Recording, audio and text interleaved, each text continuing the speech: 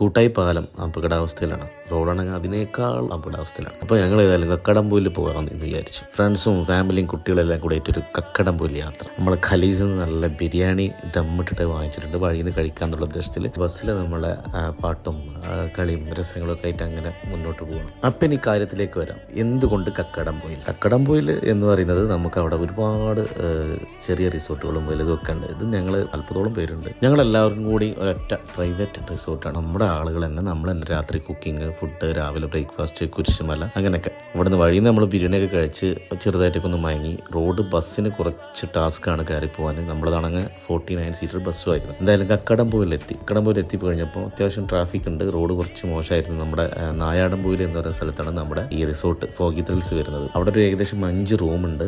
നമ്മുടെ ഒരു പൂളുണ്ട്, മുകളിലൊരു ഗ്ലാസ് ഡോം ഉണ്ട്. ഇങ്ങനെയൊക്കെ ആയിട്ടുള്ള അടിപൊളി സെറ്റപ്പ്. അവിടെ എത്തിയപ്പോൾ ഭയങ്കര രസമായിട്ടുള്ള ഒരു ഫോഗും സൂപ്പർ ഒരു ക്ലൈമറ്റ്. ഇവിടുത്തെ ഈ ഒരു വെതർ തന്നെ നമുക്കൊന്ന് ഫീൽ ചെയ്യുന്നതാണ് പ്രധാനപ്പെട്ട അട്രാക്ഷൻ. ഇവിടെ നല്ലൊരു ഫ്രെയിമിൽ ഉണ്ടാക്കിയ 2 ഇതുണ്ട്. അതുപോലെ തന്നെ വേറെ ഒരു ഡോർമെറ്ററിയും ഒക്കെ വരുന്ന ഒരു വലിയ റൂം വേറെ ഉണ്ട്.